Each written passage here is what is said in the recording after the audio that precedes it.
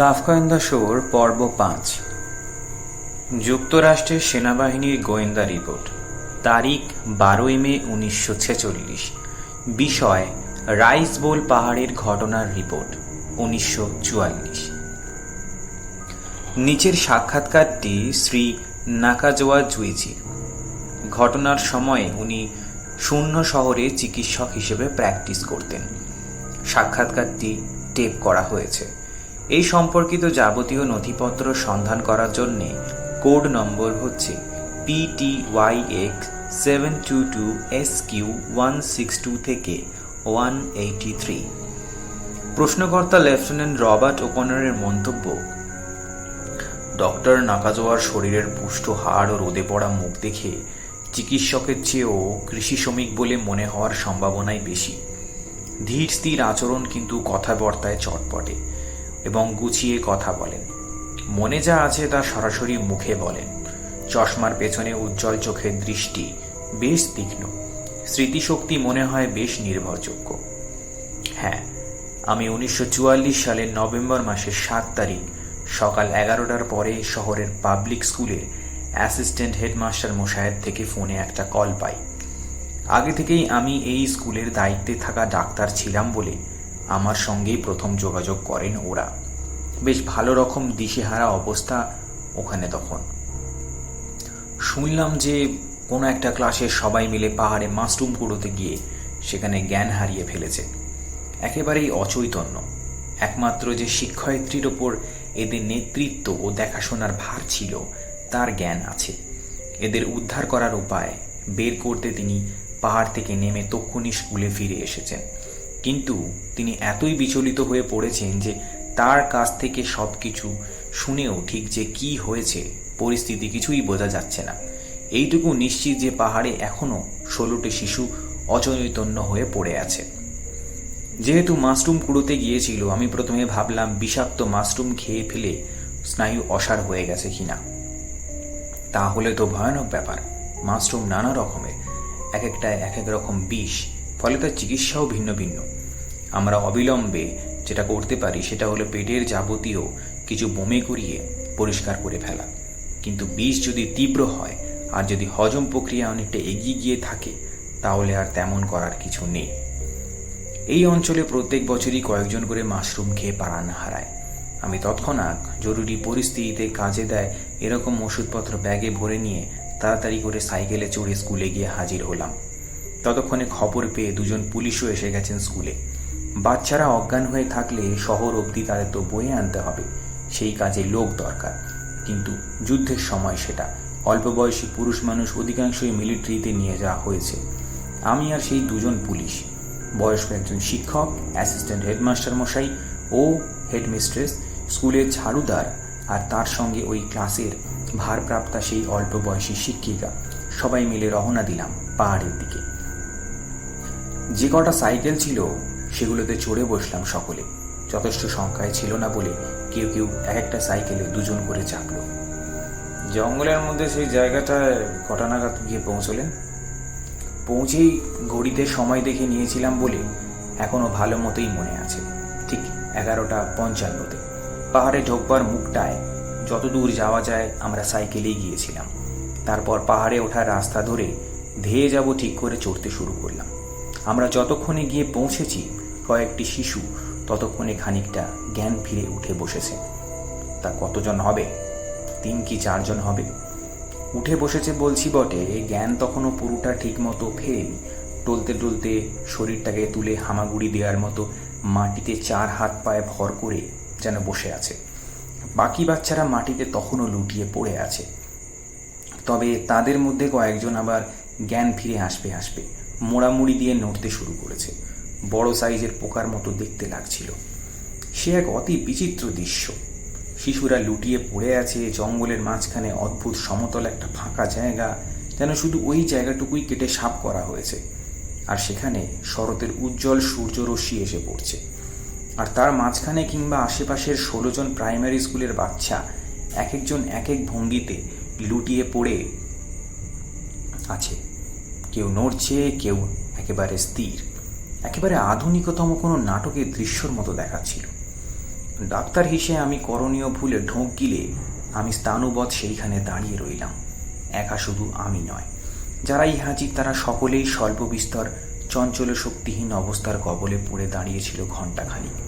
একটু অদ্ভুত শোনাবে হয়তো, মনে হচ্ছিল যেন সাধারণ মানুষের এরকম কিছু চোখে পড়াই কথা নয়, কোনো রকম ভ্রান্তিবশত এরকম একটা দৃশ্যের মুখোমুখি হতে হচ্ছে। যুদ্ধের সময় তাই জায়গাটা মফস্বলের দিকে হলেও আমরা সবসময় চিকিৎসক হিসেবে কাজে নেমে পড়তে প্রস্তুত থাকতাম।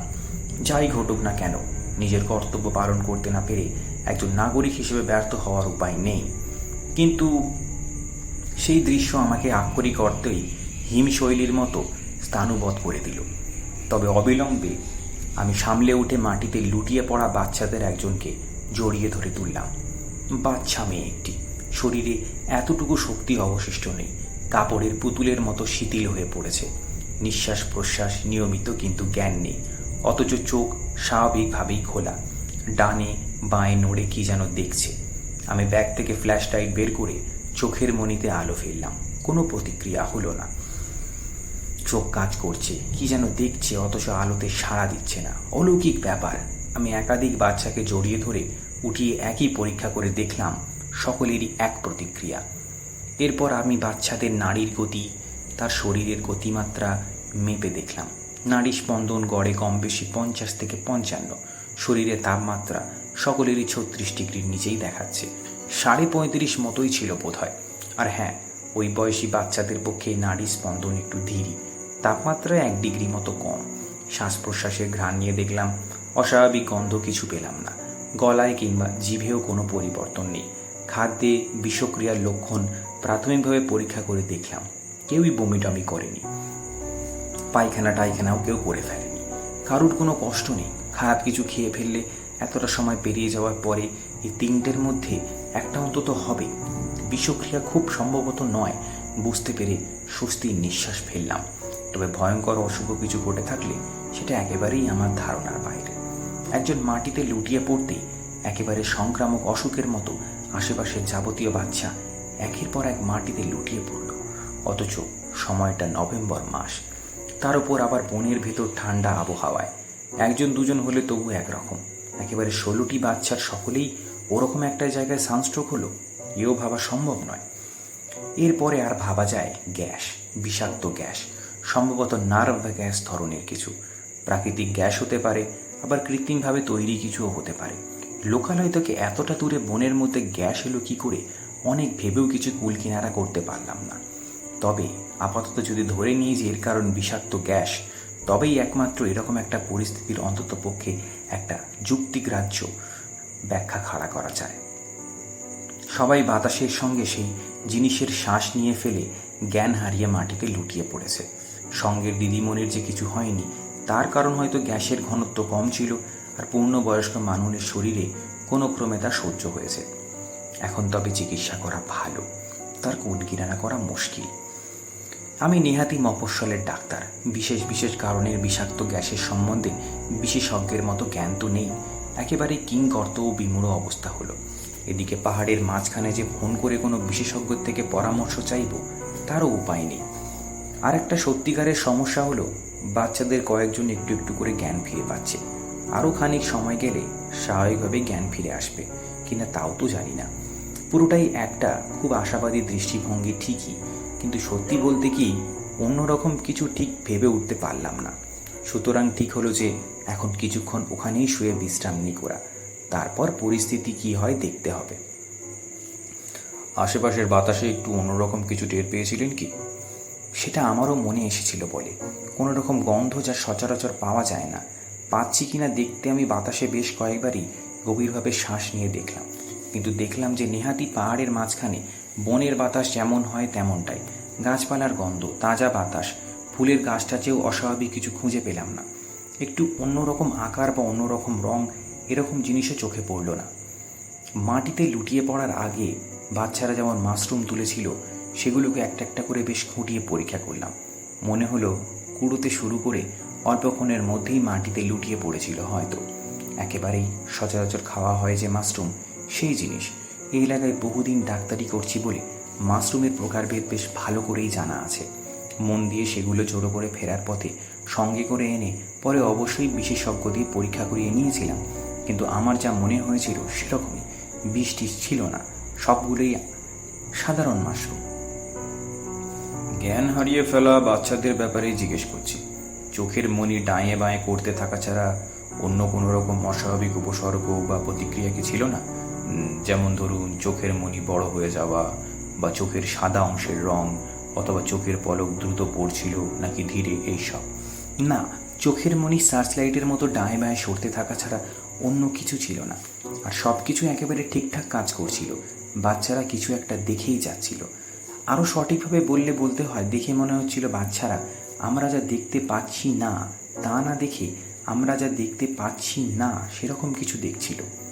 না, কিছু একটা দেখার চেয়েও বরং পর্যবেক্ষণ করছিল বললেই আর একটু কাছাকাছির একটা ধারণা হবে হয়তো। মুখে কোনো অভিব্যক্তি ছিল না বটে, কিন্তু বেশ একটা প্রশান্তির ছাপ ছিল সকলেরই। কোনো কষ্ট অথবা ভয়ের চিহ্ন মাত্র নজরে আসেনি। ওরা ওইখানেই ওই অবস্থায় শুয়ে বিশ্রাম নিতে নিতে পরিস্থিতি কোন দিকে যায় যে দেখতে চেয়েছিলাম তার পেছনে এগুলোও কারণ হিসেবে কাজ করছিল। কিন্তু ঠিক সেই মুহূর্তে কোনো কষ্ট যখন হচ্ছে না, কিছুক্ষণ ওইভাবে থাকলে ক্ষতি নেই বলে মনে হয়েছিল। গ্যাস যে একটা কারণ হতে পারে সেই ব্যাপারে কারোর সঙ্গে আলোচনা করেছিলেন কি? হ্যাঁ, করেছিলাম, কিন্তু আমার মতোই কারোরই যেমন ধারণা নেই। পাহাড়ে গিয়ে কারোর নিঃশ্বাসের সঙ্গে বিষাক্ত গ্যাস ঢুকে গেছে এমন কথা কেউ কখনো শোনেনি। ওখানে যদ্দূর মনে পড়ছে অ্যাসিস্ট্যান্ট হেডমাস্টার মশাই বললেন যে আমেরিকান সৈন্যরা ওই গ্যাস ছড়িয়ে গিয়েছে কেনা কে জানে, বিষাক্ত গ্যাসের বোম ফেলে গেছে কিনা।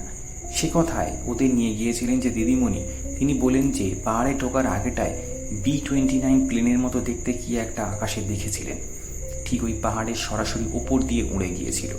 ওটাই কিনা কে জানে। সকলের সমস্বরে বলে উঠল, আমেরিকান মিলিটারির আবিষ্কার করা নতুন ধরনের কোনো বোম কিনা কে বলতে পারে? আমেরিকান সৈন্যবাহিনী যে নতুন এক ধরনের বোম তৈরি করেছে এরকম একটা গুজব আমরা যেখানে থাকতাম সেই এলাকায় ব্যাপকভাবে ছড়িয়ে পড়েছিল। তবে এরকম একটা জিনিস এত দূর পর্যন্ত বয়ে এনে এরকম প্রত্যন্ত অঞ্চলে পাহাড়ের মধ্যে কেন ফেলতে হবে সেটা অবশ্য কারো জানা নেই। কিন্তু ভুল হওয়া বলে একটা জিনিসও তো পৃথিবীতে আছে, কি হতে পারে আর কি হতে পারে না কেউ বলতে পারে না। তারপর বাচ্চারা একটু একটু করে ফের স্বাভাবিক হয়ে আসতে লাগলো, তাই না? মোটামুটি সেই রকমই। কি যে স্বস্তি হলো কি বলবো। একেবারে প্রথমে বাচ্চারা খানিক মোড়ামুড়ি দিয়ে তারপর টলতে টলতে উঠে বসলো এবং একটু একটু করে হুঁশ ফিরে পেল। এটা যখন ঘটছে তখন কারো কোনো কষ্ট হচ্ছে এমন আভাস কিন্তু দেয়নি। খুবই শান্তভাবে, যেন গভীর ঘুম থেকে স্বাভাবিকভাবে জেগে উঠছে এইভাবে হুঁশ ফিরে পাচ্ছিল। হুঁশ ফিরে পাওয়ার সঙ্গেই চোখের দৃষ্টিও ক্রমে ক্রমে ফের ঠিকঠাক হয়ে আসছিল। পকেট টর্চ দিয়ে চোখের মণিতে আলো ফেলতেই একদম স্বাভাবিক প্রতিক্রিয়া দেখা গেল। তবে মুখে কথা বলতে খানিকটা সময় লেগে গেল। অনেকক্ষণ ঘুমিয়ে ওঠার পর লোকের যেমনটা হয় একেবারে সেই রকম।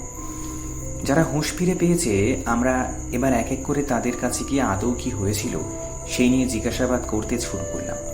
কিন্তু তারা কোনোভাবেই কিছু বলতে পারল না।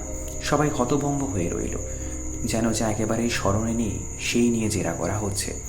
পাহাড়ে এই জায়গাটায় এসে সকলে মাশরুম তুলতে শুরু করেছিল অব্দি বাচ্চারা মোটামুটি মনে করতে পারছে। কিন্তু তারপরে কি হলো সেই স্মৃতি মুছে গেছে। সময় যে তারপর অনেকটা কেটে গেছে সেই বোধটুকুও নেই। মাশরুম তুলতে শুরু করে তারপর সেখানেই যেন জবনিকা পড়ে গেল। পরের দৃশ্যে আমরা বড়রা ওদের ঘিরে রয়েছি আর ওরা মাটিতে শুয়ে আছে। আমরা কেন ওরকম উৎকণ্ঠিত মুখে হইচই বাঁধিয়ে তুলেছি বাচ্চারা সেটা একেবারেই বুঝতে পারেনি। উল্টে বরং আমাদের অনুপস্থিতিতে ঘাবড়েই গেছে বলে মনে হচ্ছিল। তবে দুঃখের বিষয় ওদের মধ্যে একজনের শুধু একটা বাচ্চা ছেলের কিছুতেই জ্ঞান ফিরে এলো না। টোকিও থেকে সরিয়ে আনা বাচ্চাদের একজন, নাম বলল নাকাতা সাতুরো, এই নামই বলেছিল বলে মনে পড়ছে। ছোটোখাটো ফর্সা একটা ছেলে। এই বাচ্চারা কিছুতেই হুঁশ ফিরে পেল না। মাটিতে শুয়ে চোখের মনি ডায়ে বায়ে নাড়াতেই থাকলো। আমরা ওকে কাঁধে করে বয়ে পাহাড় থেকে নামিয়ে আনলাম। অন্য বাচ্চারা যে যার পায়ে হেঁটে পাহাড় থেকে নেমে এলো, যেন কিছুই হয়নি। ওই নাকাতা নামের বাচ্চাটাকে বাদ দিলে অন্য বাচ্চাদের মধ্যে কি আর এরকম কোনো উপসর্গ দেখা যাচ্ছে? হ্যাঁ, খালি চোখে ধরা পড়ে এরকম অস্বাভাবিক কিছু একেবারেই দেখা যায়নি। স্কুলে ফিরে আসার পর সবাইকে রোল নাম্বার ধরে ধরে স্কুলেই ডাক্তারের চেম্বারে ডেকে নিয়ে শরীরের তাপমাত্রা মেপে স্টেথোস্কোপ দিয়ে হার্টের আওয়াজ শুনে অনুভূতির ক্ষমতা পরীক্ষা করে সেই মুহূর্তে যা কিছু পরীক্ষা করে দেখা যায় সব করে দেখলাম। সহজ পাটিগণিতের ক্যালকুলেশন করালাম। চোখ বন্ধ করে এক পায়ে দাঁড় করিয়ে রাখলাম। কিন্তু সকলেরই শরীর একেবারে ঠিকঠাক কাজ করছে বলে দেখা গেল। তেমন শারীরিক অবসাদ দেখা গেল না। খিদেও ছিল, দুপুরের খাওয়াটা হয়নি বলে খিদে পেয়েছিল বলে বলছিল। তখন নিগিরি মেশি এনে দেওয়াতে সকলে এমনভাবে খেলো যে একটি দানাও পড়ে রইল না। মনটা ওতেই পড়েছিল বলে এর কয়েকদিন পরেই আমি আবার স্কুলে গিয়ে মুখ দেখালাম। সেই ঘটনার মুখোমুখি হওয়া বাচ্চাদের অবস্থা সরেজমিনে একটু দেখে আসতে, কয়েকজনকে ডাক্তারের ঘরে ডেকে নিয়ে খুব সাধারণ কিছু কথাবার্তা একটু অন্তরঙ্গভাবে বলে দেখলাম, কিন্তু মোটেই কোনো বিচ্যুতি চোখে পড়ল না। ওদের শরীরে মনে এতটুকু ছাপ ফেলেনি ব্যাপারটা। ওরকম একটা ব্যাপার যে ঘটেছিল তা যেন এমনকি মনেও আনতে পারছে না। বাচ্চারা আবার প্রাত্যহিক রুটিনে ফিরে এসে কোনো রকম হেরফের ছাড়াই আগের মতো জীবনযাপন করছে। ক্লাসে হাজির থাকছে, গান গাইছে, বিরতির সময়টা মহা উদ্যমে স্কুলের মাঠ চক্কর দিচ্ছে দৌড়ে। বিপরীতে ওদের সঙ্গে করে নিয়ে গিয়েছিলেন যে ক্লাস টিচার, সেই দিদিমণি কিন্তু এই ঘটনার পর থেকে খুবই শকড হয়ে রয়েছেন। কেবল নাকাতা বলে সেই বাচ্চা ছেলেটির জ্ঞান এক রাত কেটে যাওয়ার পরে না ফেরায় পরের দিন শহরের ইউনিভার্সিটি হাসপাতালে তাকে বয়ে নিয়ে যাওয়া হলো। তার অল্পকালের মধ্যেই অবশ্য তাকে মিলিটারি হাসপাতালে স্থানান্তরিত করে দেওয়া হয়। যাই হোক না কেন, এই শহরে তার আর দ্বিতীয়বার ফেরা সম্ভব হয়নি। সেই বাচ্চাটার কি হলো শেষ অবধি আমাদের আর তা জানানোও হয়নি। পাহাড়ে গিয়ে বাচ্চারা যে দলবদ্ধভাবে জ্ঞান হারিয়ে ফেলেছিল সেই ঘটনা আর খবরের কাগজে বেরোয়নি। সম্ভবত মানুষের মধ্যে আতঙ্ক ছড়িয়ে পড়বে এই বিবেচনায় কর্তৃপক্ষই খবরটা বের করার অনুমতি দেয়নি। তখন যুদ্ধ চলছে। মিলিটারি সেই সময় যে কোনো গুজবের ব্যাপারে অসম্ভব নার্ভাস হয়ে আছে। যুদ্ধের পরিস্থিতি খুব অনুকূল নয়, এমনকি দেশের দক্ষিণাঞ্চলেও পিছু হটে আসা মর্যাদা বজায় থাকতে থাকতে আত্মহনন এসব অব্যাহত রয়েছে। মার্কিন সেনা শহরাঞ্চলেও বোমাবর্ষণ শুরু করে দিয়েছে। এই সব কারণে অসামরিক নাগরিকদের মধ্যে যুদ্ধবিরোধিতা ও যুদ্ধ বিমুখতার প্রবণতা ব্যাপকভাবে ছড়িয়ে পড়ায় আশঙ্কায় থাকত ওরা। এই ঘটনা সম্পর্কিত কোনো রকম অপ্রয়োজনীয় কথা মুখ ফসকে যাতে বলে না ফেলি সেই মর্মে টহলদার পুলিশ এসে আমাদের জোরালো সতর্ক বার্তা দিয়ে গেল কয়েকদিন বাদেই। যাই হোক, প্রকৃতই রহস্যাবৃত্ত একটা অঘটনের বিস্বাদ স্মৃতি রয়ে গেল। বলা উচিত আমার বুকে এখনো একটা ভার হয়ে চেপে আছে এই ঘটনাটা।